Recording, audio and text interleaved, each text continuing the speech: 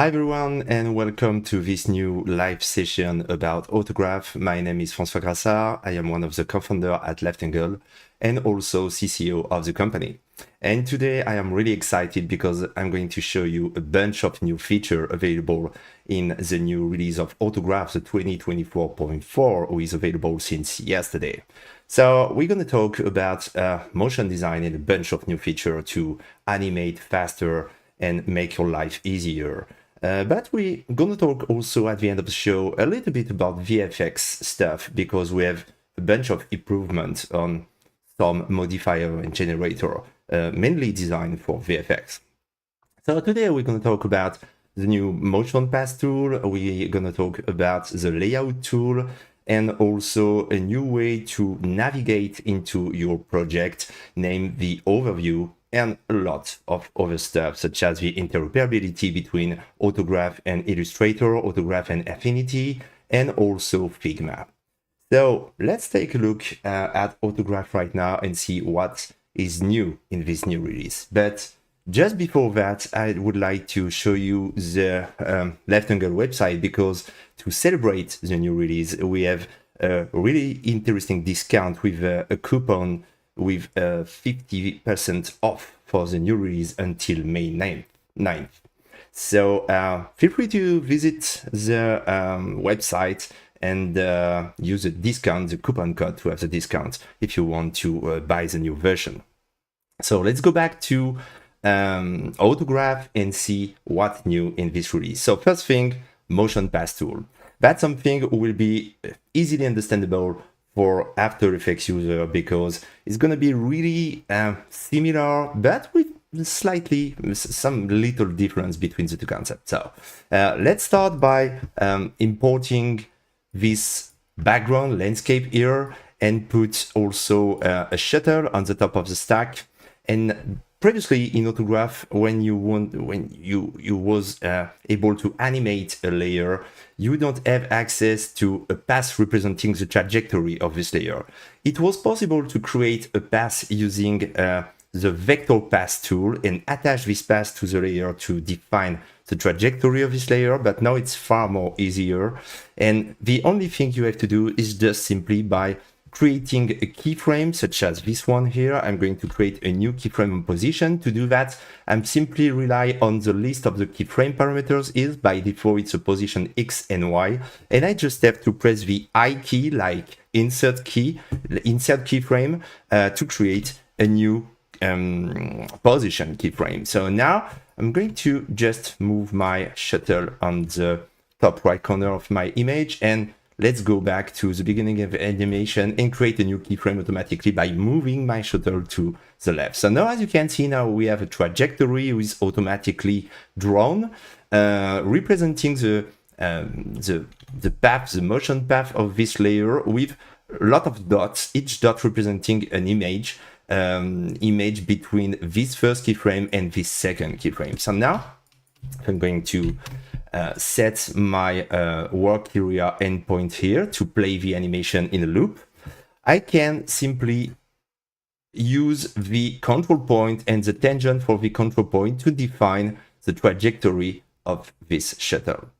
If I want to add a new path on this, a new point on this path, I just have to alt-click on this path to add a new point. And as you can see, this point is a little bit different than the 2/1 because the point is smaller. That's because this new point, this new keyframe, who has been defined by just clicking on the trajectory, is set as something what we call an adaptive time, an adaptive keyframe. It's exactly the same idea as in After Effects when you use roving keyframes, but we name them adaptive keyframes. And whereas we will see that controlling the position along this trajectory is a little bit different in Autograph. So if I turn off this option, adaptive time, you can see that now by moving this keyframe to the left or to the right, you can see that the distance between these different points are smaller or bigger because the shuttle will move faster along this trajectory in this part of the animation and slower in this second part. But if you want to have constant speed, you just have to switch this keyframe to adaptive time. And now, as you can see, the distribution of all the points along the trajectory is made evenly. So that means that the speed along this trajectory is always the same. You have a constant speed along this trajectory. So now we have a new option to orient this shuttle along the path just by right-clicking this layer and turn on the Orient Along Trajectory option. As you can see now, we can see that our shuttle is just turning around to be perpendicular to this trajectory.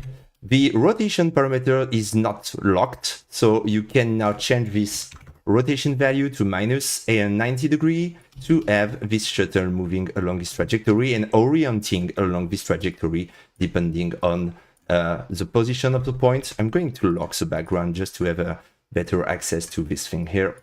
So once again, you can just tweak the trajectory while the animation is playing in a loop. And we have a really interesting option right now here. This option is playing what you are going to see. So if you want to focus on this part of the animation, because you have a bunch of keyframes here and you want to adapt the timing of each keyframe, you just have to slide at this position, zoom at this position, and as you can see, you are going to play this part of this animation in a loop.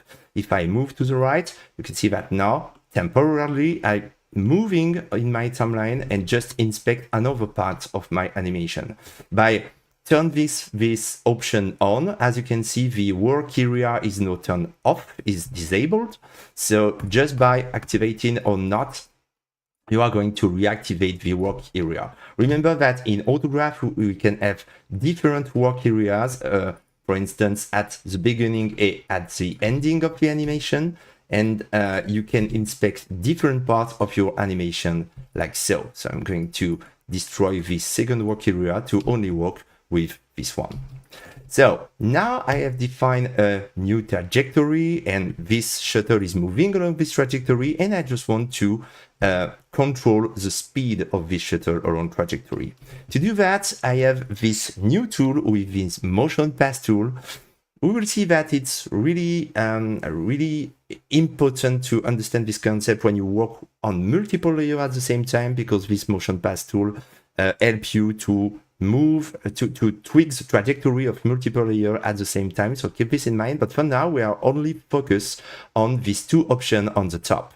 I'm going to select the first keyframe. Remember that this keyframe is part of this couple of keyframes, the first one and the last one, and all intermediate keyframe, such as this one, for example, will be automatically set as adaptive. So the speed along this trajectory will remain constant all the time. And now, just by moving these two sliders here, I'm going to change the easy in parameters. So it's going to control the speed when the shuttle goes far away from this initial point. And the other one is going to compress the time at the end of the trajectory. So just by playing with these two parameters and playing the animation in a loop, you can simply tweak the trajectory and say, okay, I want to speed up this shuttle at the beginning, or so I just have to do this, and I want to slow it down at the end of the animation. And by playing with these two parameters, you are actually playing with another thing with the new retime graph. If you switch to the graph editor here, you have a new retime graph here, and you have a quick access option here to directly reveal anytime graph. And so you can see here now you have the curve represent the speed, the progression, not really the speed, because the main difference with After Effects is we don't have a speed graph, because when you work with speed graph, you are working on the variation of speeds a long time. It's sometimes really difficult to understand how to control this thing. So you can see this curve as a time remap curve, who is applied to this specific section of this trajectory of the animation. So just by playing with these two parameters, you can see that you are automatically controlling these 2 points. The tangent of this point and the tangent of this point are free to be moved in this graph, and these two parameters will control the tension of these two tangents. So let's play with this animation here. And if I want to move maybe this point and this point, using this motion path tool, I can select different parts of the different point on this trajectory to move them like so. And I can also simply select a point and simply select all keyframe on path. We will see it will be really useful when we will work on multiple layers at the same time, just after that.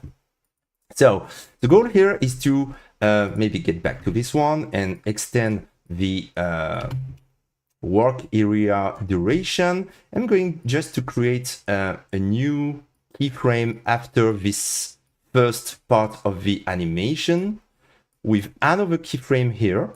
Okay, just going to play with the tangent here and maybe add intermediate new keyframe who will be automatically set in adaptive mode because they are created between two master keyframe here.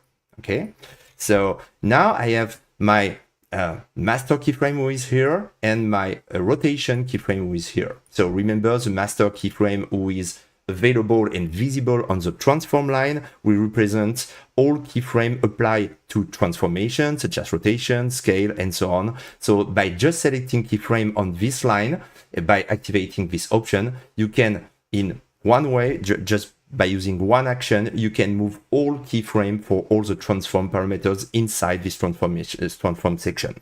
Okay.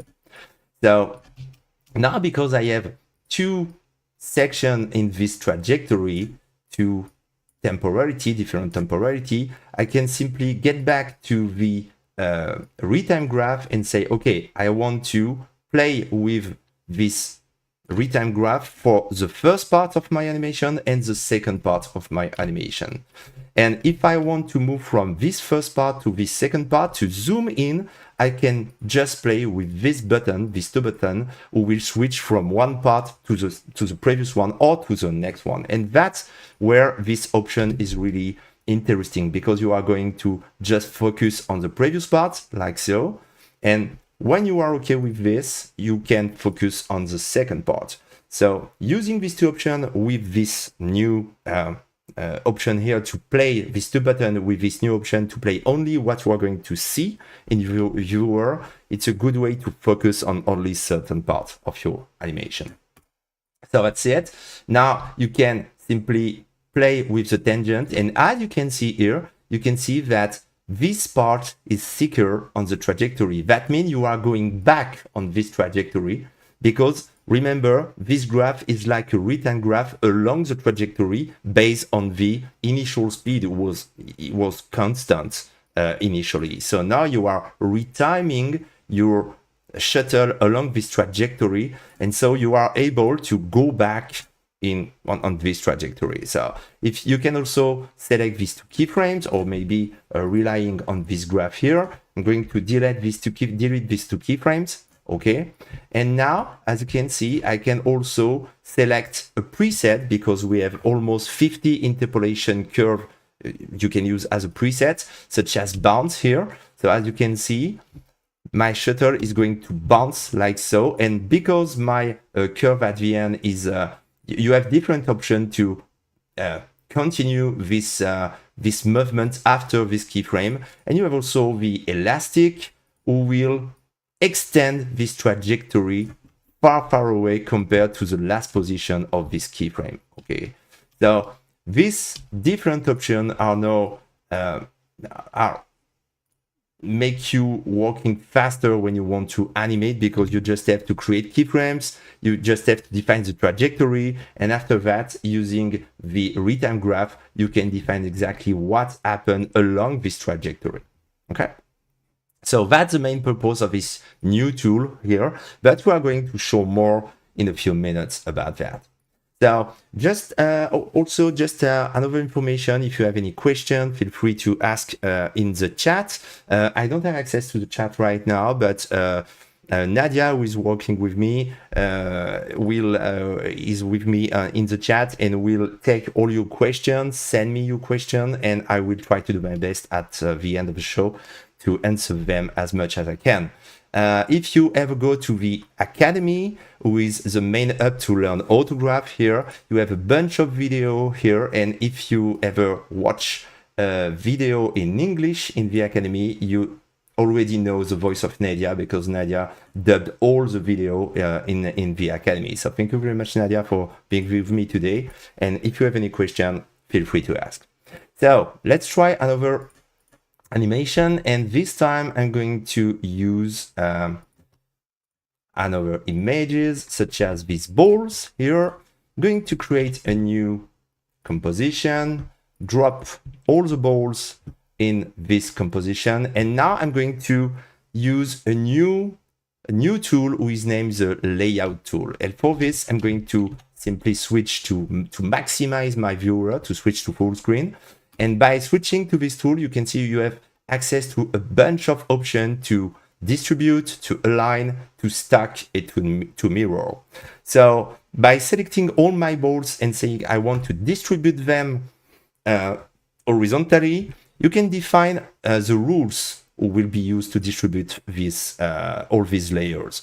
So based on the composition, based on the current selection, and based on the active layers, who is most of the time the last selected layers, but not always. You can change the active layers when you want to define, I want to base my selection on these specific layers. When you want to mirror, for instance, when you want to mirror all these layers. So by default, you are going to use the whole bounding box of this selection to mirror. But if you simply switch to active layer, you can see that now, and you cannot see anything outside. Because I have here my clipping option is on, but if I turn it off, I can see what happened outside the composition. And now you can see that this balloon, this soccer ball, is used as a pivot when I'm going as an anchor point, when I'm going to apply this mirror transformation. Okay. So first thing, I just want to get back to composition, and I want to distribute my ball like so. And this tool is not only a bunch of buttons, it's a tool who can be interactive. So for instance, I'm going to move this ball all around like so. And now I'm going to select them. And as you can see here, we have a cage, and this cage is going to move all the ball. They are not scaling down the ball, but they are moving the ball and reduce the distance between the ball by using this controller, this cage. So if I want to align them horizontally, I just have to click on that. And now click on this button to distribute them evenly based on different rules, based on the distance between the anchor points, between the distance created by all balls between them, and so on and so on. You have a bunch of options here. You can stack them, so you won't have any gap between your different layers. You can stack them by the center, by the right. It's up to you. And as you can see here, I can move them apart by using this layout tool. So get back to the timeline. I'm going to just move it like so. Oh, sorry. I'm going to remove this one right now. I'm going to explain this one after this. And now I'm going to simply create a new position keyframe by pressing E. So as you can see, by pressing the U key to inspect your keyframe, you can see that a bunch of keyframe has been created and added to all the ball.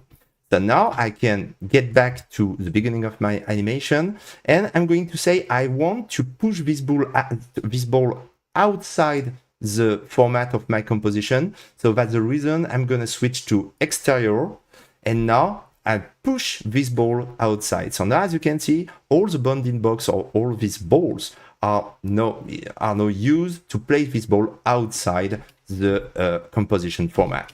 So now if I press play, you can see I'm going to play this animation in a loop, and maybe just select this keyframe and reduce the duration of my animation a bit, like so. Okay.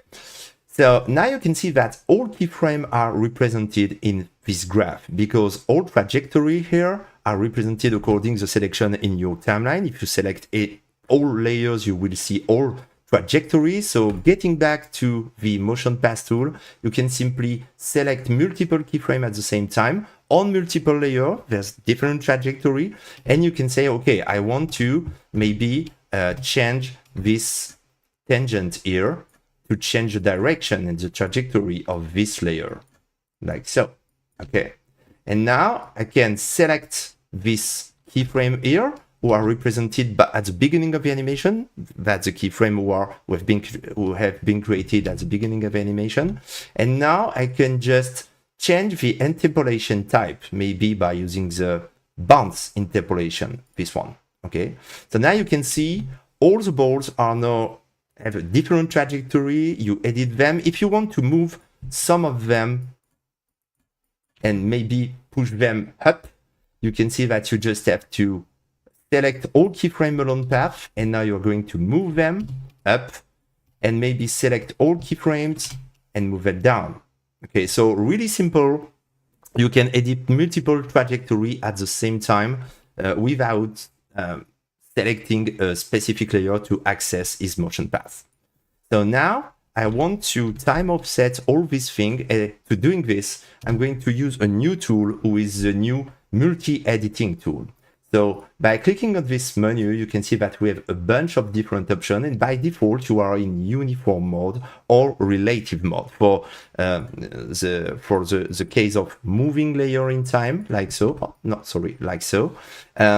Being in uniform or relative mode is not going to change anything. But if now I move to I select linear, please pay attention. I'm going to select all the layer and click on the top layer, and now I can simply create this staircase effect. Okay, and the layer I'm going to click is really important, but because it's going to be my the layer who will travel the most important distance. You know, I'm moving my cursor to the right, and as you can see, this visibility key is stuck to my mouse cursor, and the other one are progressively decreasing regarding their time offset. So now I have different options. As you can see here, I can simply move my layer to the right, and you can see that the first layer is not stuck at the beginning of the animation. That's because I have an option here named proportional, and here you can see I can create this staircase effect and this arrow effect, like so, by defining the layer I want to control, like that. And once again, you can do this while the animation is playing.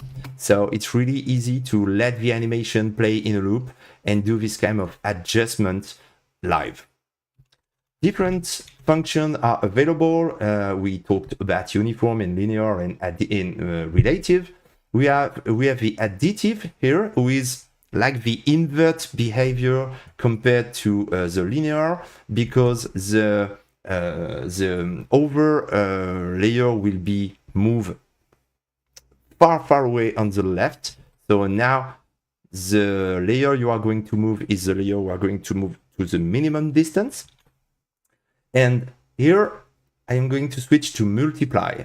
So if I move my layer to the right, I can see that I create this nice curve effect. And if I want to control this curve, as you can see here, we have a multiplier value. And to interactively change this multiplier value, you just have to move to the right and use your up and down arrow keys just to move this value here.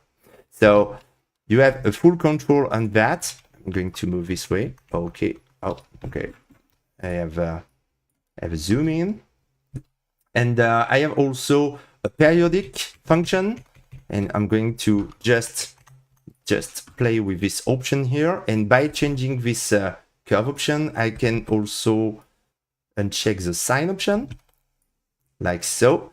And by changing this value maybe to 0.9, I can create this nice sinusoidal effect, this nice sinus effect. Okay, so that's really interesting to do that. I'm going to extend my animation like so. So you have full control, and you have also the ability to only, so, oh, I understand why this thing happened here. Okay, I just have to uncheck this thing, I guess. No, okay. Okay, it's going to zoom in and zoom out. Okay. So the last option is the random option here. So as you can see here, based on the seed, you are going to control the seed using up and down arrow. You can see that you can, oh, sorry. I just want to select everything using Control A. So you can see that you can move and time offset your layer in a random way, like so. So once again, pretty easy to use. You can just play the animation in loop and just select the keyframe and move your keyframe like so. So that's it for the multi-editing or your trajectories, and also the layout tool who allows you to just distribute your ball at the beginning of the animation according to composition format, according to selection, and a bunch of other options like so.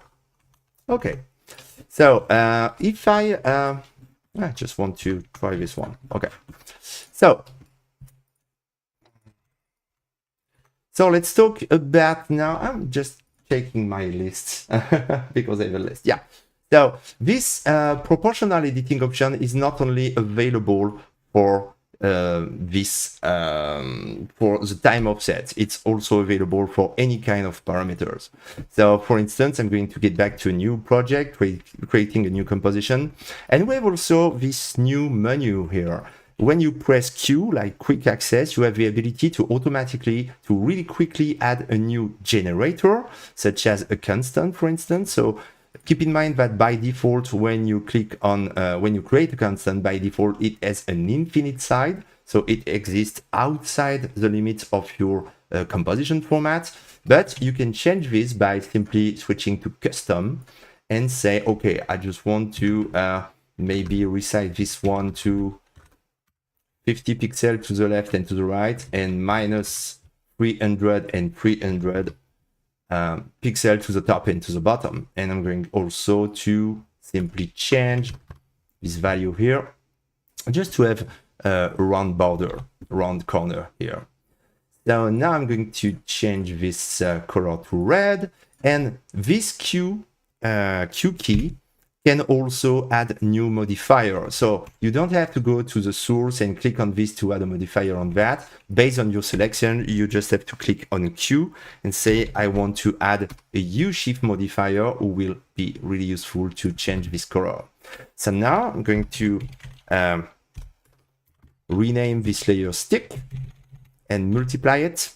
Just make some duplicates. So now I'm going to select everything and just get back to the layout tool and distribute this different element here. So now I have access to this. I'm going to just turn on this option to give me access directly to the modifier, and I can enter this thing here, okay, and I can change the value of the angle for this U-shift. But if I select everything in the stack, and as you can see, my stick number 8 is my main layer, I can now switch to linear, and I can simply change the value here, and this value will be distributed and divided and distributed across all layers. So just by entering 360 degrees and maybe minus 36, now I have a bunch of color, really present distribution of color across my different elements here. Okay, and I can do exactly the same using the rotation. So as you can see, by setting my rotation to maybe 60 degrees, all the rotation of all layer will be decreasing progressively from this maximum value to 0. And you can do exactly the same. You can different kind of distributions, such as the periodic with a frequency of 0.5. We'll do this kind of thing. And also switch to random. And if you want to interactively switch from one element to the other, you can simply use the C key to go down in the list, or maybe Shift and C key to go up in the list. So while moving my my different element like so, I can, as you can see, change the distribution function while I'm interacting with this parameter. just by not releasing the left mouse of my button, I keep my finger on the left button of my mouse, and now I can change the distribution and do this kind of thing. So just by pressing a bunch of Ctrl-Z to undo all my commands, I'm going to use the periodic and go here and maybe add the keyframe to the rotation and use this distribution periodic with a value of 0.5 by default.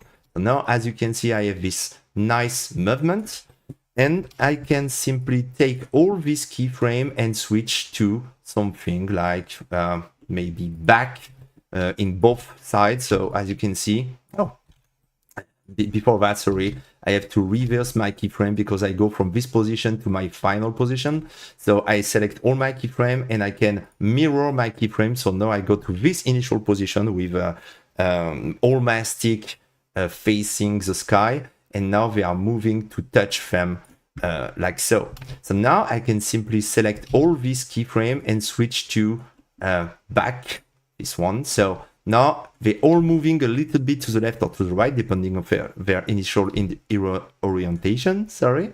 And now I just have to select this keyframe, maybe speed up my animation a bit, and get back to my linear distribution to have this kind of animation. And because my layers are not existing at the beginning of my animation, I just have to select them and say I want to set the in point of my animation. As you can see, there's a bunch of shortcuts such as Ctrl-Shift-N-D or Command-Shift-N-D in Mac to quickly make this layer visible. So that's the way you can animate really quickly, distribute really quickly, also spread the same value across multiple parameters. You don't have any limitation. You can use the multi-editing features on any kind of parameters, time offset, rotation, hue value, blur value, any kind of parameters can be controlled using this different kind of function. So that's it. Here we have a new button at the top with the background caching. If I select this different keyframe here and start to move them, as you can see, the green line on the top of the timeline is not there anymore because we flush the cache, or the frame has to be recomputed. But by clicking this option on, as you can see, each time I'm going to move this keyframe, when I release my mouse button, or if I remember well, you have to wait just 1 second or 1/2 a second, you can see that a background rendering is now running to pre-compute all the frames. So when you are releasing your mouse, actually all the frames are already cached and the animation is completely recomputed. If you are working on a laptop and you are on the battery, it may be better to turn off this option because it's going to run the computation in the background all the time. So that's the reason it's optional, okay? Because sometimes you don't want to use your battery all the time to compute all the frame all the time. So that's the reason we made this as an option. You can turn it on or off. Okay, so we already saw a bunch of things. We also have new modifiers such as the grain. We have a freeing grain, but I'm not going to enter this. I just want to be more focused on motion design stuff. And I want also to show you a new thing about a new module, a new panel who is available here. So for this, I just have to play the C key or maybe pressing this icon on the left. And as you can see, it's like a summary of every layer available in your stack. When you add a modifier on it, or maybe a generator on it, and you can have a direct access to any modifier, any generator, any link, if you have different kind of link established in when you want to connect a parameter to another parameter, you just have to click here. And as you can see here, we also have an embedded properties panel. So you can just simply switch to maximize a maximized view of your viewer, and you just have to move in your timeline and say, okay, I just want to go to this two shift, and you have access to this one, and this U shift, and you have access to this one. So it's a nice way to have a nice overview of everything in your project. And we have different options, such as the ability to only show, by default, you will only show a layer who have modifier on generator connected to them, but you can also restrict the display by only the selecting layer. So if you select this 3 layer, you are going to focus on this thing, and you have a direct access to maybe this U shift or any kind of connection you are going to create between parameters. Okay, and if you simply put this composition into another one, maybe by pre-composing, because you can do that here. You can create a sub-composition and create a sub-composition like a bunch of stick. Okay, so now you can see this composition, a bunch of stick, is used in this composition. I'm going to rename it final. If I create a new composition on top and put this final into this composition name on top, like so. Okay, now you have another mode for this overview, who is the project tree. It's going to show you the dependencies between all composition. This composition, a bunch of stick, is contained by the final, and on top contains the final one. So just to be able to see the difference between them, I'm going to enter the final and maybe add a blur by pressing the Q key and by adding a blur on this subcomp. Okay, but if I get back to the bunch of stick composition, you can see that the blur is not visible because it has been applied to this subcomposition.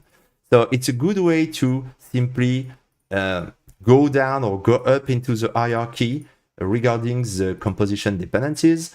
And we have also these two buttons here, who allows you to go down or up in the hierarchy really easily.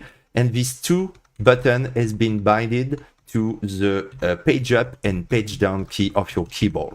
So if you want to go up or go down, it's really useful and really fast to go up or down in the hierarchy. These two buttons are also available in the timeline here. So this new overview panel is really useful to have an overview of all the layers available, or just a selection of layers regarding the layers selecting here, and also to have a great overview of everything available in your project and the dependencies between your composition. Okay, so let's talk a bit about the new text animation capabilities.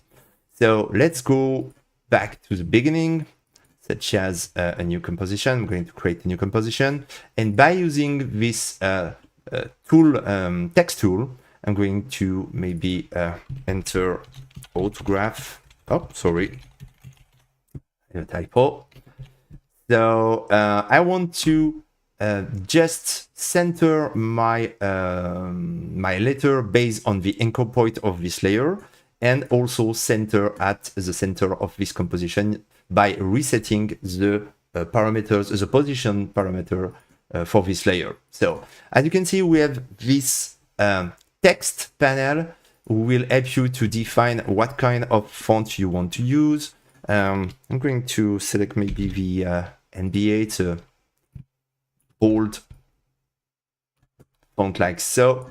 And to animate the text, because remember in Autograph the text is a generator attached and used by a layer, you are going to enter the text, and here you have a bunch of options to animate your layer, letter by letter, or word by word, or line by line. I'm going to start really simple by the position. I create a new animator. This animator will use a range selector who will define which character will undergo this additional position parameters. So I'm going to set a value of -850. And now by just taking a look at all the options available here, I can say I want to take some of this character and take them out of this selection. So just by animating this start parameters with 2 keyframes, I can animate my letter, my word letter by letter. But we have a bunch of new options here, who are the ramp down and ramp up. Previously, we only have square. So now we have different kind of distribution function who allows you to animate more than a letter at a time. So just by maybe removing this keyframe and just by animating this offset, I'm going to set the first value to -100 and this one to 100. Maybe it's too much. Okay, 80 is enough. So now I'm going to define the interpolation function between this initial position and the position defined by this additional position value. For that, I have access to a bunch of easing functions, such as the bounce function, this one. I'm going to check this one. As you can see, my letter are now bouncing on the top, and I can also use a back in and out. So I can use this one, but because my letter are not visible outside, I don't have to use this one. I maybe can use only the out one, because as you can see, my letter I have a little movement just before going up, but we cannot see this because my letter are outside of my composition format. Okay, so here I have a bunch of options to randomize and also to define the randomized seed if I want to have access to a different distribution.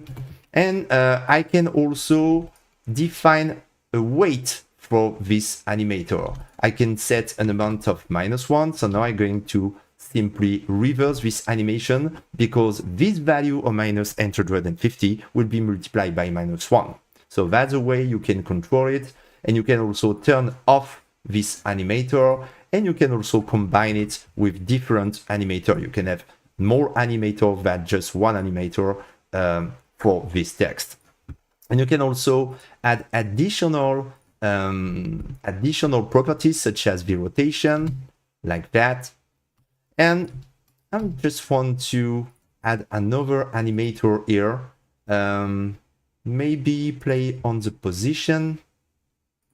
And instead of using a range selector, I'm going to use a new selector named the wiggly selector. So it's going to add different random value to the letter using a noise or with moving along time, like so. Okay. So this first animator is going to animate my letter from the bottom to the top. And this one is going to add a wiggly movement to all my letter. Once again, I can work on characters excluding space, word, but in this case I have only word or line. So I'm going to stick to characters for this time. And now I can maybe add bevel emboss or bevel empha, maybe a bevel emboss because my letter are white. So I can change the color of my letter just by selecting this layer and just maybe choosing this blue. And adding a bevel and emboss effect, like so, just to have this interesting effect like that. Okay, maybe adding a gradient in the background, set to radial, like so, and also just taking this white and choosing a more darker value.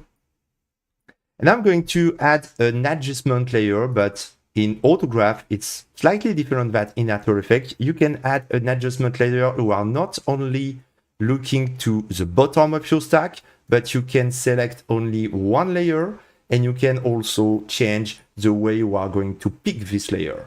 So I'm going to switch to Source and move this layer to the bottom. And now I just want to change the layer source. I don't want to take the layer below with the gradient, but I want to take the layer above. And by default, when you add an adjustment layer, your blending mode is set to replace.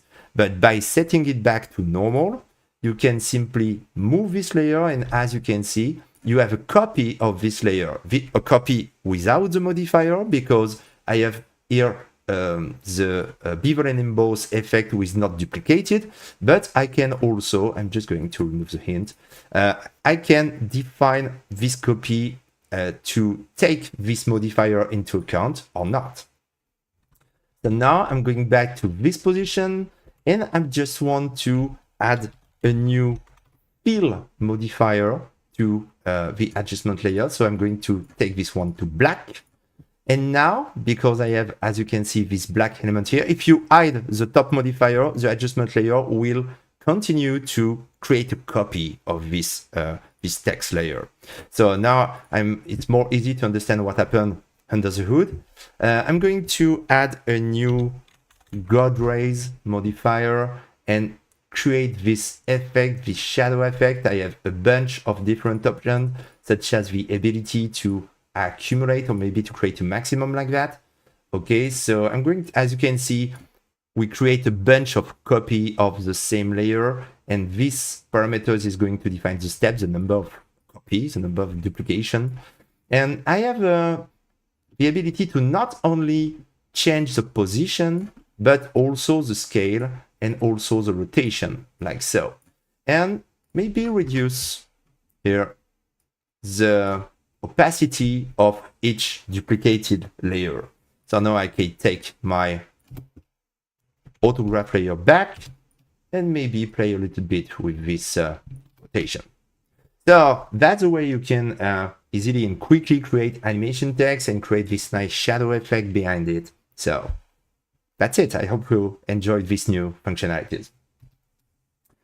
So let's talk a little bit, about VFX, but maybe it's a good time to take a look at the question I have.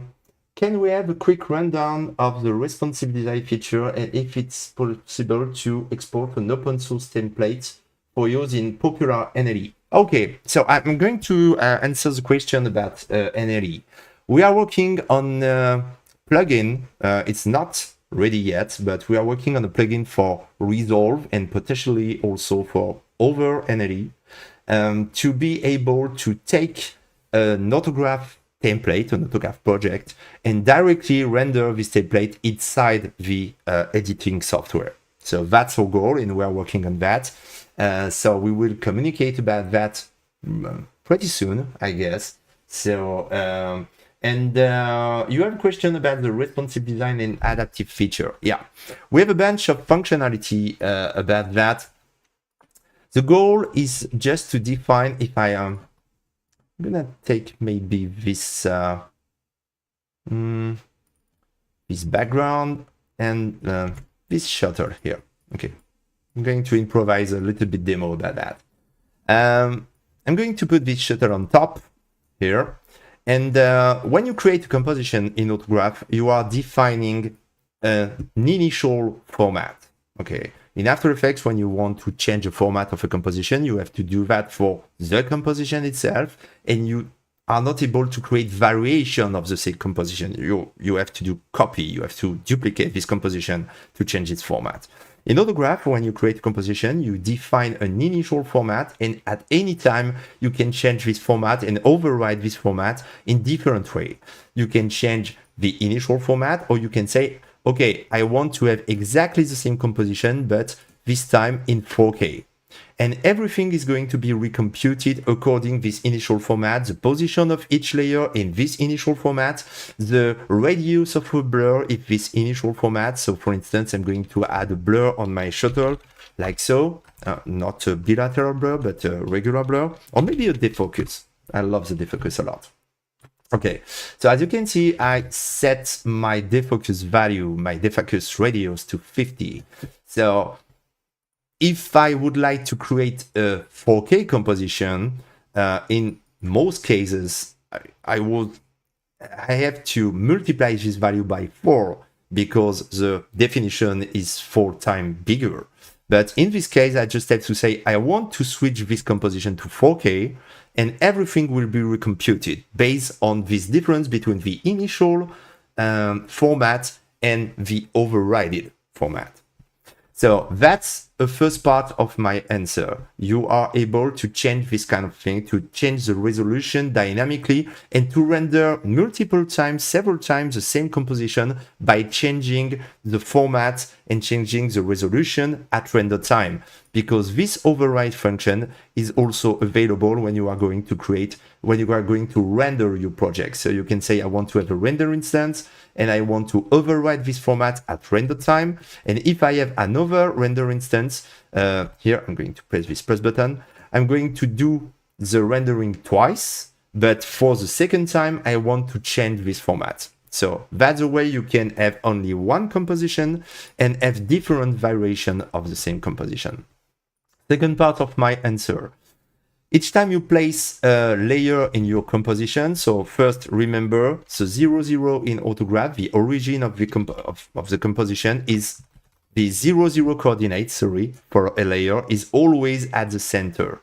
In Nuke, the 0, 0, it's at the bottom left corner. In After Effects, it's at the bottom upper left corner, and in Autograph, it's always at the center.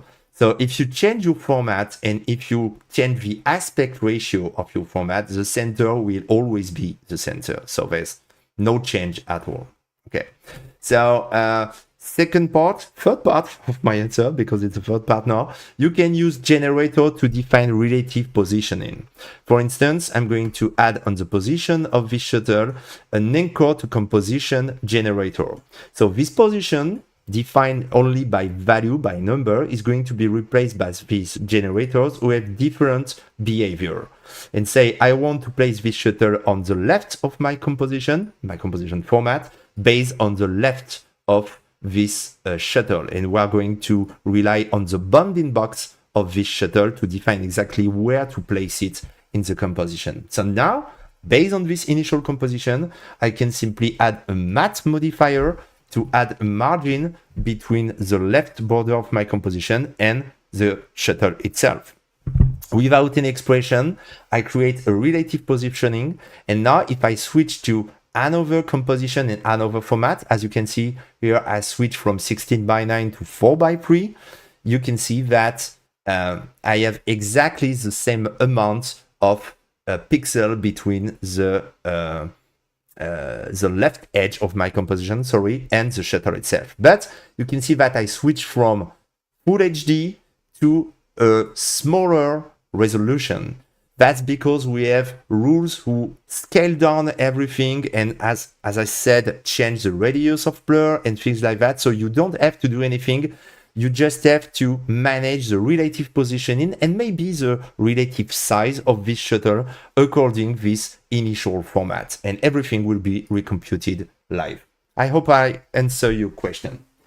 So if adaptive responsive feature affect all properties and selection positive, it's also possible too, where I do not want to increase or decrease to be linear. I don't really understand this question, sorry. So I hope my previous explanation will answer to this one.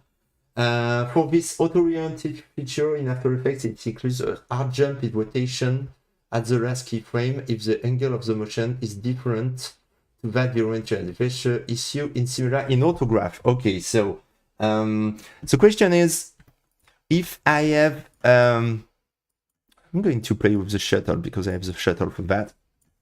I'm going to scale it down a bit and create a first keyframe at the beginning of my animation and a second keyframe here. Okay, so to avoid the jump in the orientation, I guess the jump in After Effects, I don't remember because I'm not using After Effects anymore. When I want to orient a long trajectory like that, I can have this kind of jump. That's because I have a tangent with existing on. I don't have a real tangent for this last point because this last point by default is set to the smooth mode, is like an auto mode. The first mode here are, some of them are automatic. So if you move a keyframe, you are going to define, as you can see here, automatic tangent who is computed automatically, but I can set this one to a real tangent defined by myself. And now, as you can see, I don't have a jump at the end of the trajectory. So next question, for keyframe helper, is there a way to dig in deeper to customize a bond or elastic effect? Yes, when you use, for instance, this, I'm going to get back to the motion path tool. When I want to use the elastic mode, for instance, here, for example, I'm going to take this keyframe here. I have a panel here on the right, and I just have to select this thing, and I have for bounce and also for elastic, and for maybe 2 or 3 more, we have the amplitude and the period parameters is available, sorry. So if I get back here and take this keyframe here, I have a control over the amplitude dimming and also the frequency available here. So as you can see, I have now a really fast movement here because I have a lot of variation. So I have to just play the amplitude like so. So yeah, it's going to be pretty fast. And because I'm using the elastic interpolation, as you can see, I'm extending the trajectory far away from the last available point. Is there an option for stagger keyframe start point but leaving the layer in point? Not yet, but we are working on having exactly the same behavior I use for time offset and for the evolution of my U modifier to have exactly the same behavior for keyframe. We are going to integrate this thing for one of the next release. I suppose the center of your multi-editing is based on the active layer. Yes, the center, actually it depends of what you are going to select this. Here, sorry. It can be based on your composition or your selection. So the barycenter will be defined by your selection and also layer will be included to your selection. And when you are in the active layer, yes, the anchor point to your active layer is going to be the pivot point, the anchor point where you are going to do the mirror and things like that. I suppose the center of multi-editing is based on the active layer. I suppose. Oh, okay, it was a previous question, sorry. Both for multi-editing, layout, more than layout, based on over tab. Yes, exactly. Actually, the C, yes, is used to, I'm going to get back to the timeline here. Yes, pressing C is going to be active when you are hovering the timeline. Okay, because C here is used to show the overview panel, and by just hovering the timeline, you are going to, as you can see, cycle into this different kind of option, and up and down when you have this free function like multiply. Using up and down is going to change the multiplier value, the frequency value for periodic, and the seed for the random distribution. Talking about the page up and page down feature, it remembers the comp you went up from. Yes, it depends of if you have only one path to go up and one path to go down, it is going to be automatic. But if you have different kind of composition available when you want to go down, it's going to show you the list. So for instance, I want to use this composition and I'm going to duplicate this same composition 4 times. When I go down, because these different compositions are the same, you can only go down in this composition. But if now you have different compositions, so I'm going to start from the beginning because it's going to be a little bit messy and difficult to understand. I have my final composition, and now I create 2 compositions, comp A and comp B. Okay. And now in final, I'm going to drop these 2 compositions. So now if I click on this button, because I don't have only one way to go down, I will have this panel who will appear when I press the page down key. Okay, and so now by using the arrow key up and down, I can choose in which comp I'm going to dive actually.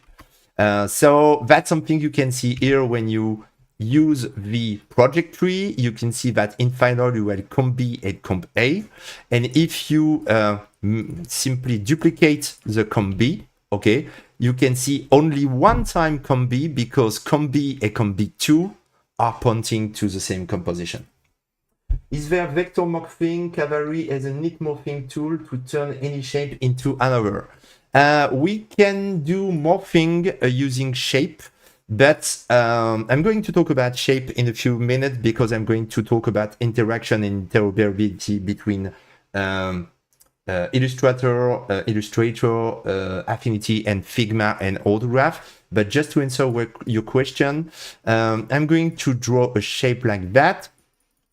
Okay, and you can do a really simple shape. And I'm going to simply create, just to create a keyframe on that. And I'm going to just move the point of this keyframe, but this limitation, I think that's your question is about, you have to still have the same number of points to morph this shape from the starting shape to the destination shape. But you have the ability to use, for instance, the bounce interpolation to do this interpolation like so. But you have to have exactly the same amount of point between two shapes. We know that, I don't was aware that Cavalry was able to do this, so we have to investigate about that to maybe find a solution to have this feature. Is page up or page down recognized from using a shift numpad? Because you don't have any numpad. That's a great question. I don't know. I have to try it. Maybe shift F9, but I don't have a numpad. I have a real keyboard. But you have the ability to change any kind of any kind of shortcut in Autograph can be customized. So yes, you can change the shortcut and replace the shortcut by another one if it's not suitable because you are working on a laptop without any numpad. Okay. So now I'm going to talk a bit about the interoperability between Autograph and Illustrator, Affinity, and also Figma. So everything is based in the SVG format because when you are selecting something in Illustrator and do a copy, okay, you are actually filling your clipboard with SVG code. If you open a text editor and you take a look of what happened in your clipboard, you can see that all the vector and B has been converted into SVG code. So you can simply go to Autograph and just paste this code, and you will have access to different kind of option to work with this vector shape right inside Autograph. But just before doing this, you have exactly the same functionality in Affinity, Designer, and Photo. But to do that, you have to go to the Preferences and General and just click on this option, Copy Item as SVG. If you are not checking this option, creating a copy by using Ctrl-C or Command-C, you are not going to copy this information into your clipboard. So depending of the software you are using, this conversion into SVG code is going to be good or not so good. Some solutions sometimes don't send the information about the name of the layer. Sorry, that's the reason sometimes it's difficult to catch the name. It's not because Autograph is not able to read the name from this SVG code. It's just because the name is not present in this SVG code. Sorry, that's exactly what happened with Figma. If I make a copy of this layer, so Ctrl-C or Command-C if you are on the Mac, and get back into my code editor, you can see some ID like white, yellow, red, blue, black, and that's the name of my layer here. That's the name of the layer I define in Affinity. If I do exactly the same in Figma, get back to Figma, so I'm going to just select this element of my composition. Now I'm going to select this thing or maybe everything. Oh, sorry. Okay, I remember this. Doing Ctrl-C or Command-C in Figma is not going to copy your code as SVG code. You have to right-click and select Copy as SVG. And now you can see that you have a bunch of information regarding the path with some coordinate, about the point position, about the tangent, but you don't have any information about the name of all those shapes. So that's the reason when you are going to copy and pasting into Autograph, you won't have the name because the name are not sending by Figma when you are copying and pasting this thing into Autograph or in a text editor. So I'm going to start with this one coming from Affinity, and you just have to paste into your project panel, and you have different solution. You can create a single shape layer with different, oh, sorry, I'm going to, you have to copy this one and paste here. So now I should have my Queen of Diamond. Okay, it's going to create all the layer like so. I can just take this one layer, and in this one layer, in this only one layer, I have different kind of shape, and I have access to different kind of shape here, okay? And I have all my style, fill and white and fill and white. So this is the path group who contain every path and every point of this specific layer.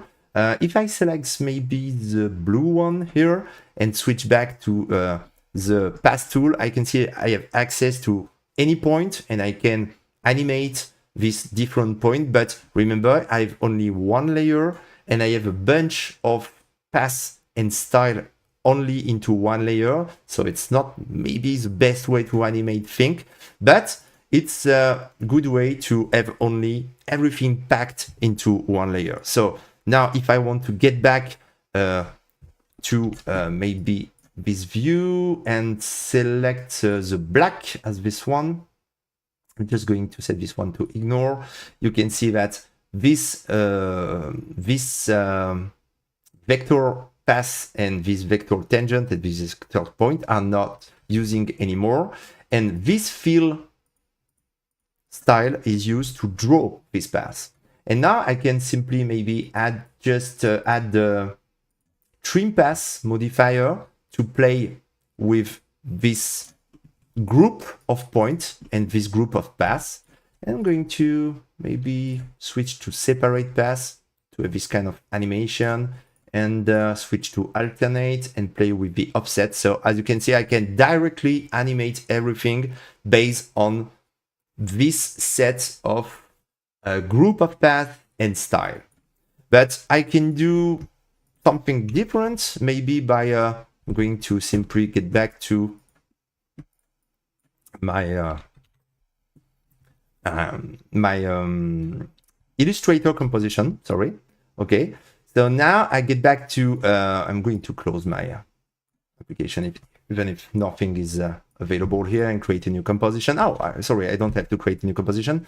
I can simply select this path in Illustrator and get back to Autograph. And now I'm going to copy everything as different layer. So as you can see, I have all the name defined into my Illustrator composition, and I can find them right inside Autograph. And I can play now with different layer. But as you can see, if I take this layer or this one or this one, I can select any kind of layer. The anchor point is always at the center of the composition. But I can simply press Ctrl A to select all layer and use this option to recenter every anchor point based on the bounding box of each layer. And I have different options for that. I just have to switch to individual bounding box, set center. And now by selecting this one, as you can see, all anchor points will be recomputed according their center. So I can take this smoke layer and maybe play a bit with it like so. So I'm going to move it to the right. Oh, just before doing this, I'm going to pre-compose this layer and just enter my pre-composition with only this layer. And I just want to animate this thing with 2 keyframes. Pretty simple. The keyframe on the scale. Okay, I'm going to use this interpolation such as cubic. Okay, and take this meta key. This meta key is going to move both keyframe at the same time. Okay, maybe a little bit faster, like so. And I just want to create also a keyframe on opacity and just making this smoke icon disappearing like so. So now I want to simply reduce the duration of this composition by pressing Ctrl and K. So I'm going to show the property of this composition in my properties panel. I'm going to reduce the duration of my composition like so.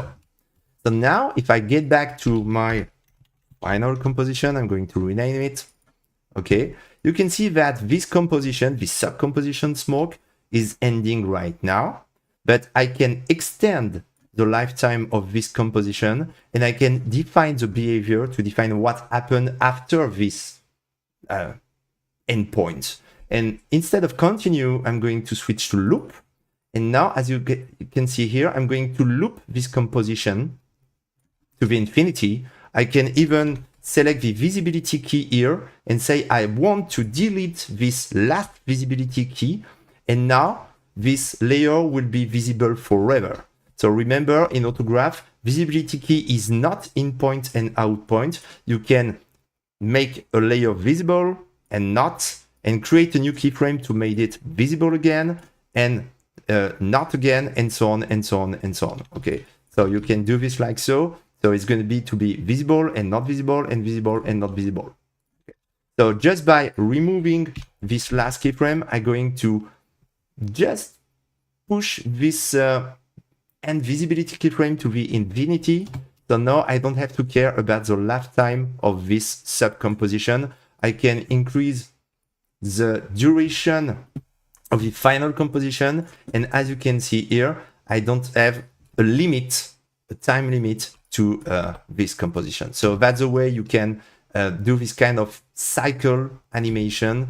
And after that, you can, of course, create a null and just push it on the top and switch to the parenting module, say, and set this null as the parent, and all the other layer are children, and you can animate this layer like so.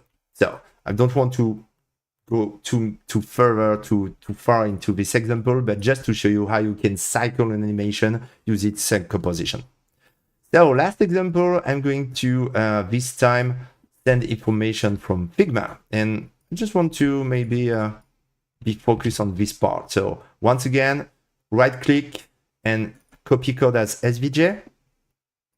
I'm going to not create a composition, but paste again and just create new layer based on this selection. And remember, because Figma don't send any information regarding the name of my layer, I have to rename them such as yellow and also outline. This one is a box as far as I remember. Yeah, and we have different kind of box, and this one is the title.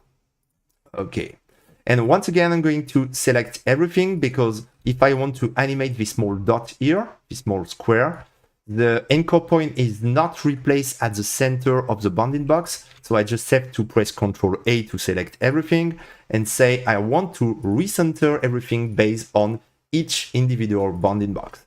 So now I can select this element, and as you can see here, because this vector shape is based on a path and a fill and a stroke, so the fill is going to fill the shape with the white color, and the stroke is going to fill the outline with a black color. I'm just going to switch to transparent mode.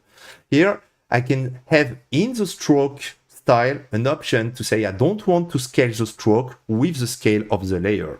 And to do this for both square at each corner, I can simply select everything like so, and using this multi-selection, just uncheck scale stroke width. So now, just by setting the scale back to 1, like so. Okay, I can animate them, and I can maybe go to this position, to this time at 1 second, and add a position key, and also add the key on scale, and maybe a rotation also. Okay, so now I can simply push using this scale widget, this box outside the composition format. So remember, you can see outside the composition format just by unclipping the format here.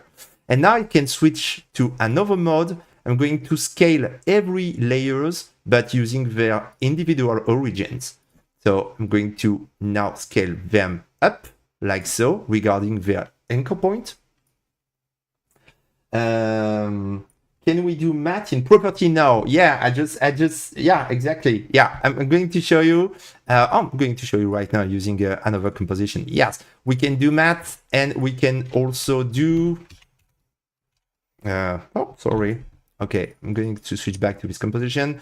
I'm going to create a new circle, and this position here, I'm going to show it into the properties panel and maybe separate it. Okay, so now I can take this position maybe of 500. Let's say I want to add 100, and I want to multiply this by 2, and I want to divide it by 4, and so on and so on. So now you can enter a mathematical operation right inside your editor.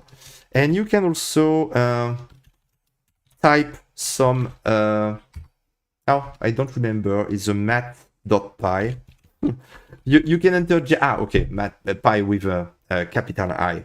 You can enter directly JavaScript expression right inside this editor. So multiply by 5, and so on and so on. And you can say, I want to add 50 to this one. And so now, yes, you can enter a mathematical operation in this. So I'm going to finish my animation just by taking maybe a back interpolation. This one, okay. So now I have this animation. We are going to place this, didn't rotate them at all. So I'm going to just select this box. Oh, sorry. Oh, I messed up. Okay, I'm going to select all my box, go to my rotation parameter, just rotate them a bit like so. Okay, okay, and now I just have to crop everything. So now I can get back to my layer stack and just activate the linear mode and move them like that. So now I'm going to turn off the background rendering. Okay, maybe a little bit less like that.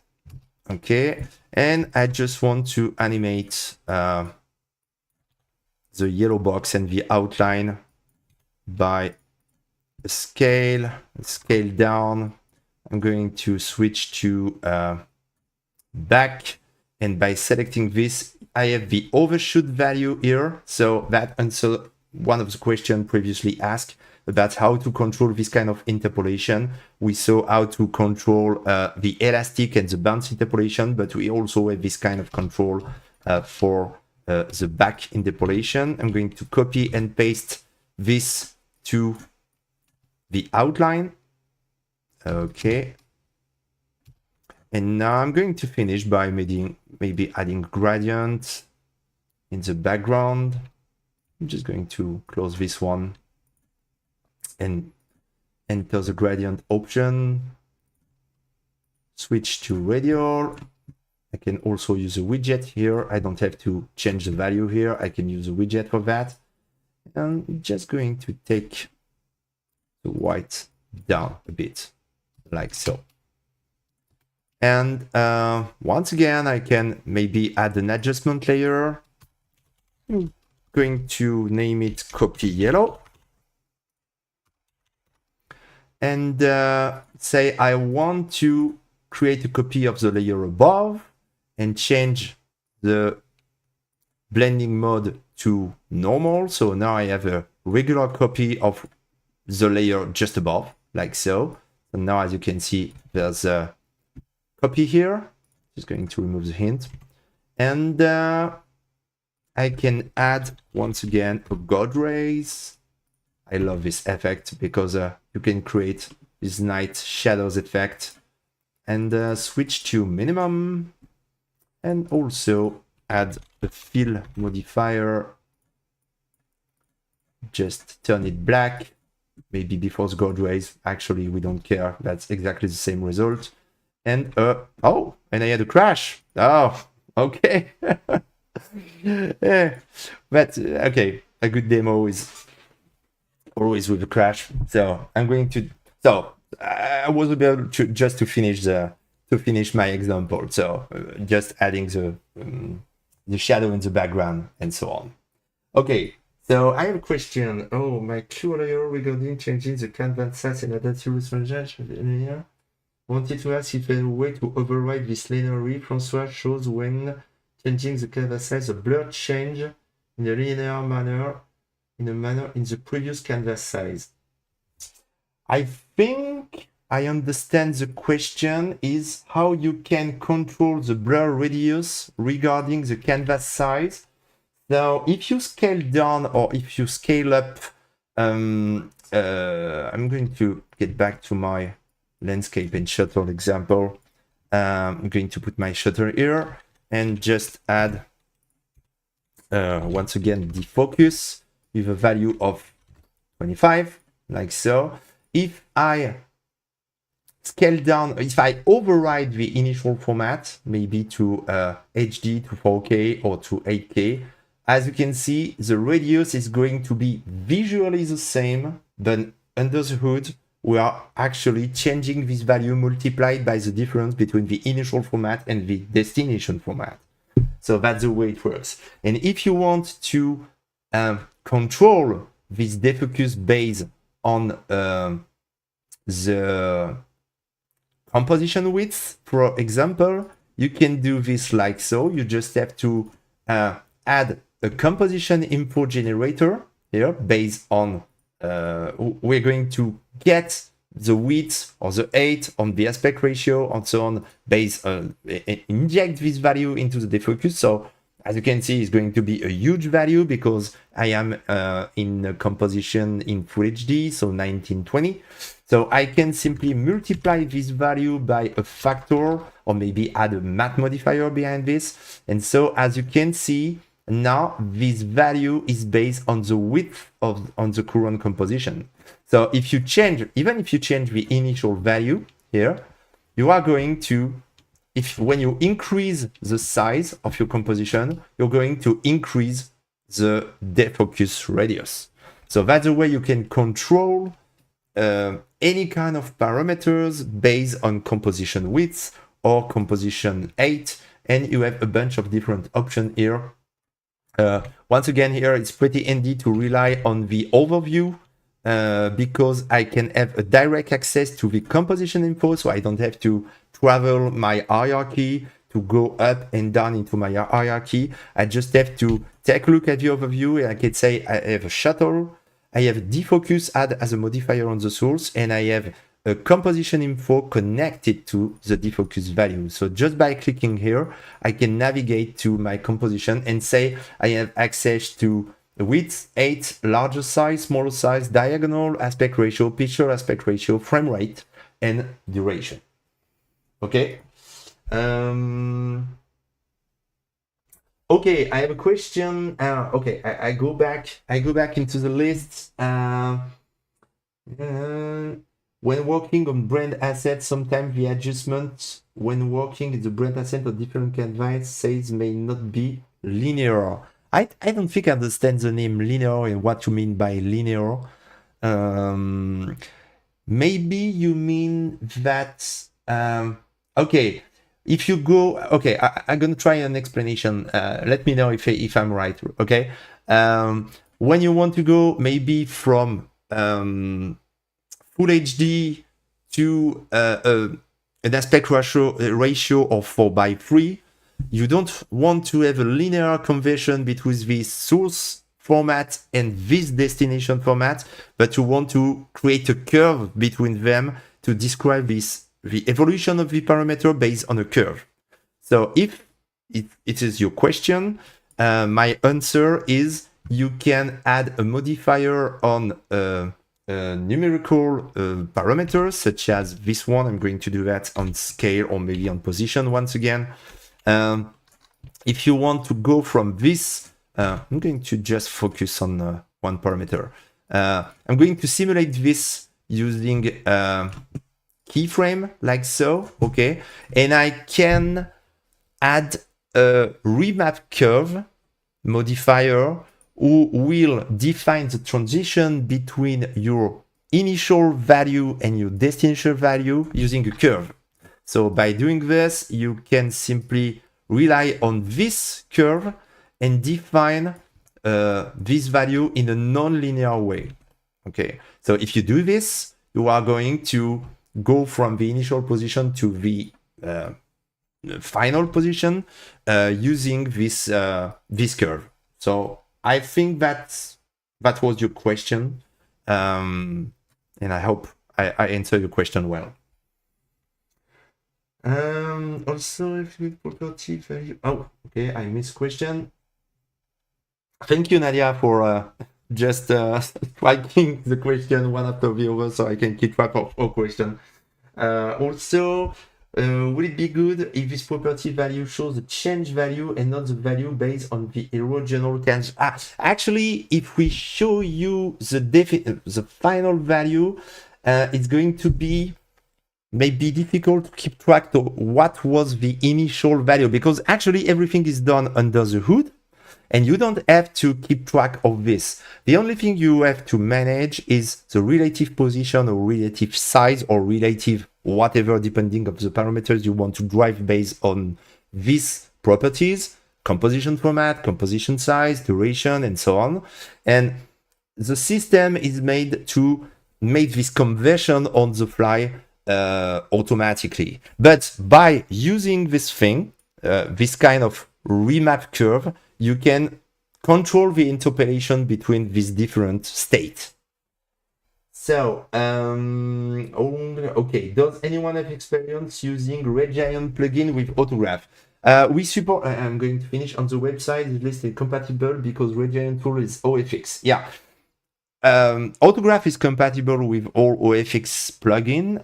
We didn't try, obviously, every OpenFX plugin. We are fully compatible with RevisionFX plugin, who are our distributor, because we test them a lot.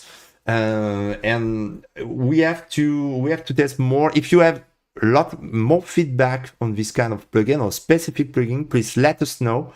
So it will be easier for us to contact plugin distributor. And if the OFX plugin is not working well in Autograph, when it works well in other product, okay, if it's not working well in other product, it's not a problem in the Autograph size. Most of the time, it's a problem of the OFX plugin. But if it works well in maybe Nuke or something like that, I don't know. After Effects, it's not the same case because the plugin is not based on OFX. So if it works using the OFX standard in other application and it's not working well in Autograph, please let us know, because maybe we can do something about that. I don't see a transparency region in the gradient tool. Is this missing something? If you talk about the transparency of the gradient, you can do that using this. I'm going to create a gradient here, and just by going to the gradient editor and selecting a stop, you have 4 values, and the transparency value is here. So if I've set the transparency to 0, as you can see now, this stop is transparent, and I'm going to add a new stop here. Okay, and this one will be transparent too. Okay, so, and by defining stop like so, you can also create really interesting effects, such as creating a new stop and switching this stop to 1. Okay, I have to select the right stop and maybe switch this one to white. So now the stop on the right is the same as the stop on the left. And I can play with the offset like that. So I can move my stop along my gradient. And I have different kind of options here, such as the mirror and the repeat. So I can do this kind of cycling like so. Maybe mirror would be easier to use. Yeah. So as you can see, without moving these 2 points to define the starting point and the ending point of your gradient, you can simply move the offset value to have an infinite scroll based on this stop. It's even more interesting when you work with radial like that. I'm going to get back to this one, but keep in mind that it's not black, it's transparent, okay? But just to not destroying the YouTube compression, I just want to get back to a black and white image. So if you play with the offset like that, you can create this really interesting psychedelic effect just by switching from constant to mirror. And so you are going to cycle every time around your gradient to create this kind of effect. Also really interesting, by default you are in band interpolation set to linear. And if you switch to nearest and reduce the number of band, you have this really interesting bending effect. And using only the gradient tool, you can create this kind of animation like that and use it obviously for displacement and or whatever. So we have to create a series on the Academy about gradients and about noise, because there's so many things you can do with all the noise available and all the gradient options who are available here. So using a linear, as you can see, because I reduce the number of band and because I switched from linear to nearest, I can create this bending effect like so without creating a bunch of layers to create this thing. And once again, if I play with the offset, I can simply move from the left to the right to cycle this animation, and without creating any keyframe, because remember we have a bunch of generators who will create number on the fly based on different rules. So I can create a current time, and this current time value, this current time generator will take the current time, in this case 1 second, and put this value of 1 inside the offset value. And I can reduce, using the multiplier, the speed of this animation, and now you create an infinite animation based on the gradient. And once again, I can go back and switch to radial and maybe just change the multiplier value to 1 like so. Asking again just in case, but yes, you have a question about rigging. We don't have yet a skeleton, a 2D skeleton system with I key and F key, but we are working on something like that. We are not ready yet to release it because we want to do it well, to do it in a good way, with some ability to directly parent some layer to different bones. So we are working on it. We are not ready yet, but we are definitely working on it. I think I answered all the questions that was available in the chat. So thank you, Nadia, for sorting everything for me. And I will finish with a few things about VFX, because we have new functionalities available for UV generator and also for a really interesting modifier named the Spline warp. So I'm going to work with this footage here. Okay, I'm going to play this. This is an MP4 file, so I'm going to decode it like so. And now I have a disk cache, so I can work with it pretty quickly. I'm going to go to the frame maybe 4, like that. And I want to track this footage just by creating a planar tracker. So by adding a planar tracker, I'm going to change the model just to location and rotation and create this shape on the face like so, and maybe just change the color of the curve to have a darker value. Okay, and I just want to check normalize intensity, maybe the sigma blur a bit, and I'm going to track in reverse. So this is a planar tracker nearly similar to Mocha. I have maybe going to increase the search zone, and so okay, it's going to track every frame right now. So the goal of the Planar tracker is to follow not just only a point, but to follow a bunch of pixels inside the shape. So now I'm going to track forward to finish my animation. And as you can see now, I have the mask following the face of this girl. So just to show you pretty quickly, you can simply take maybe this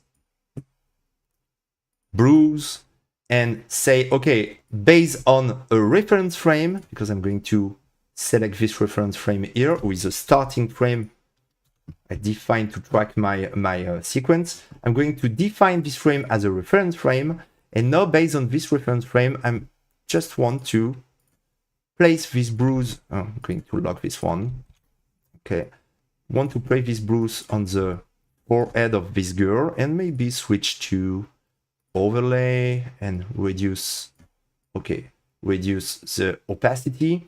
So now I get back to frame 4 seconds, and I want simply to add on the transform a modifier, a transform modifier, follow planar tracking, and select the tracker here. And now as you can see, my patch is moving, and I can simply move my bruise like so, maybe move it to VI of this poor girl, sorry girl.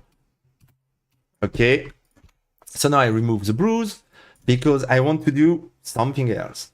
I want to add a new, not so new spline warp modifier on this image. I want to get back to for a second. And the goal of the spline warp is use different kind of pin to distort your image like so. But before that, I just want to create a shape around the face to create a boundary to limit the action and the distortion of each pin inside this shape. So I'm going to switch to art boundary.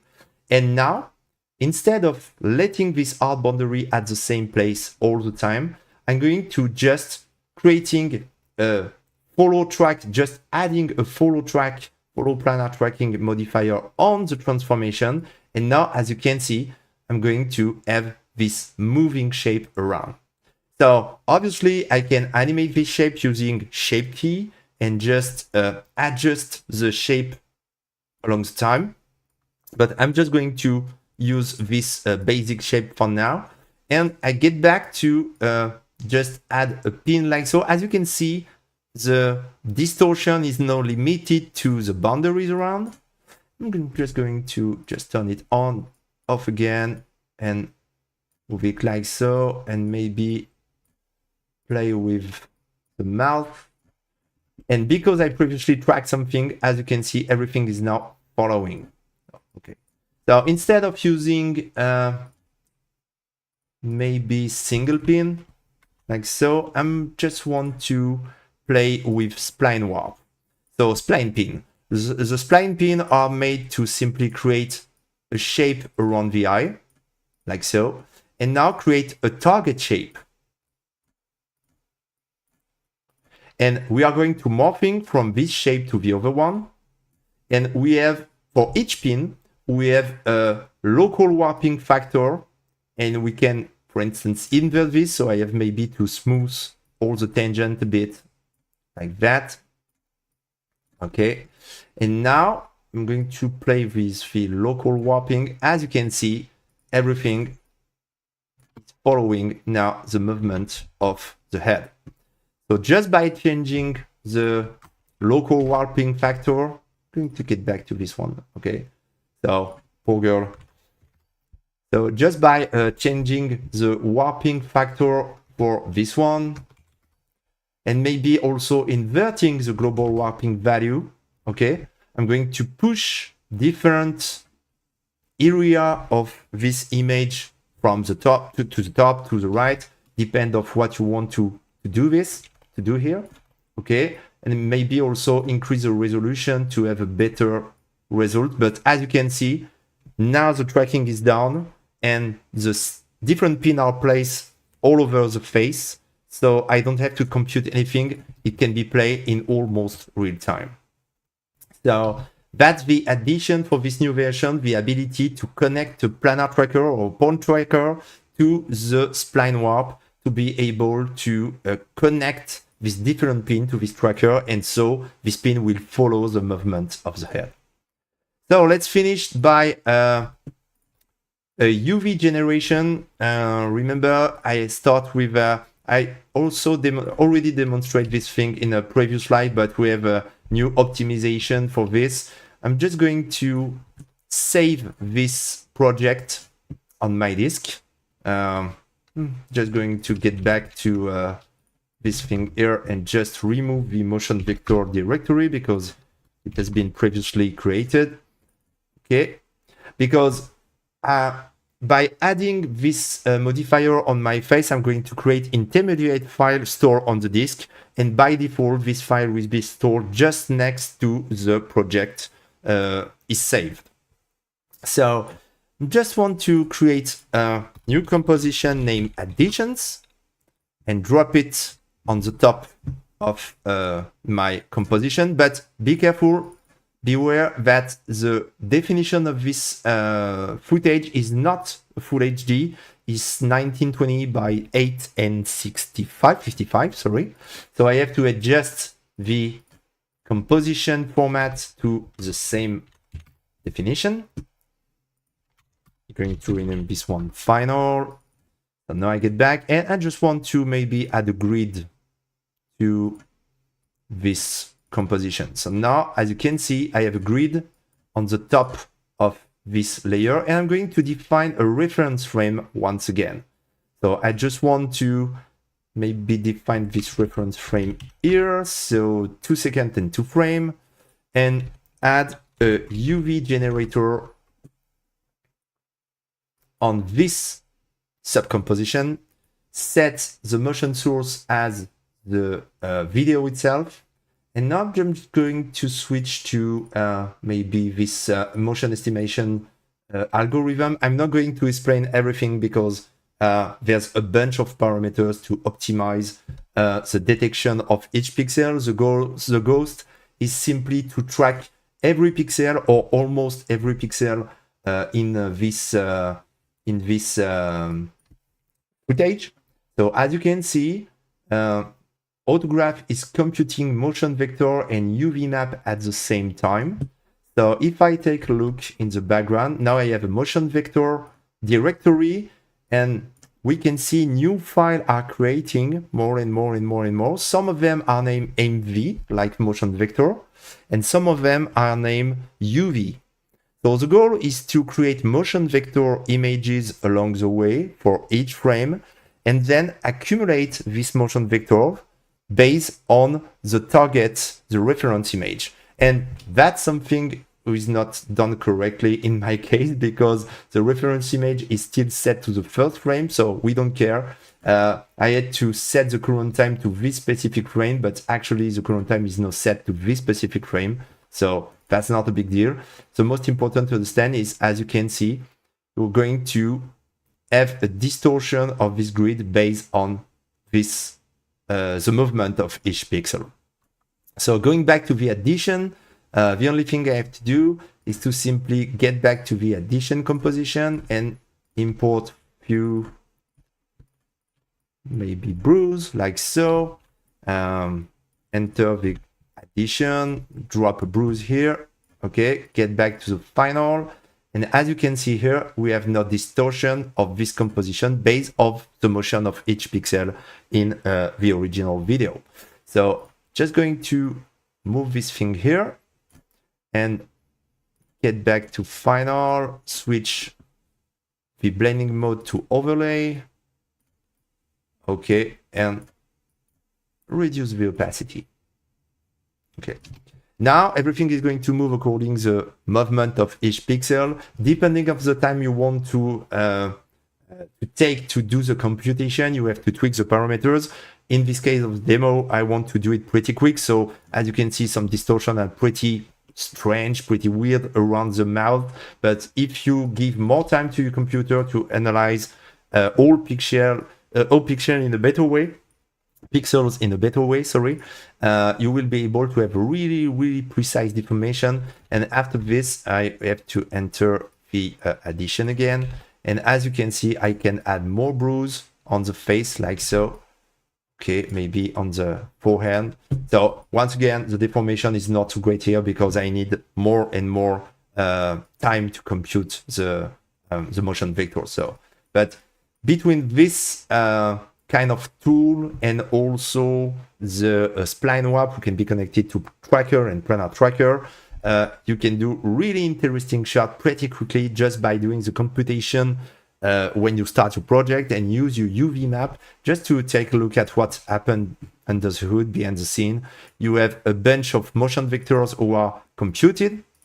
So that's the motion vector who are created. And based on a reference frame who was not the better reference frame here, it was the first one, and actually I was intended to do it based on the one where the guy has his face in the front of the camera. So here you can see that the UV map is going to show the movement of each pixel across time from the beginning. I'm just going to play a bit with this kind of contrast. Okay. So you can see the movement of each pixel. You can distort, track your additional layer based on this element. So I have a new question. When it comes to lifetime lessons, can Autograph figure out on what was the last valid version? Was once a year as a pass? Is also a version history you can pull from? If I want to... I hope I understand the question well. If you buy Autograph right now for a perpetual license, you have 1 year of maintenance. And if you have a subscription every month, you have a lifetime update until you stop paying, obviously, to have your subscription. But if you buy a permanent license right now, remember we have a discount of 50%, you have 1 year of maintenance, and you can keep your version who is available when your maintenance is not available yet anymore. Sorry. So yes, I hope I answer the question. Okay, so it was the last question, and it's almost 2 hours of demo. So I'm going to get back on the screen using this. I hope it's going to be okay. Yes. So it was a bunch of things to show. There's a bunch of things with this new release. Test it. You have a free trial, unlimited time free trial. So you have also a bunch of projects available in the assets. When you open Autograph, you have a welcome screen with an asset section, and you can download a bunch of assets. You can go to the Academy with the Up to Learn Autograph, and you also have a bunch of courses for beginners with some assets you can grab, and you can also distribute because everything is licensed under Creative Commons license. So if you want to use it to teach to anyone, if you are an instructor in a school and want to use them for this, you can do this. So feel free to try. And thank you very much for your attention during this 2 hours, almost 2 hours live stream. And thank you also for your question, and thank you, Nadia, again, for helping me during this stream. Thank you very much. Have a nice weekend if you are mainly in Europe, because it's the end of the day. And see you soon. Bye-bye.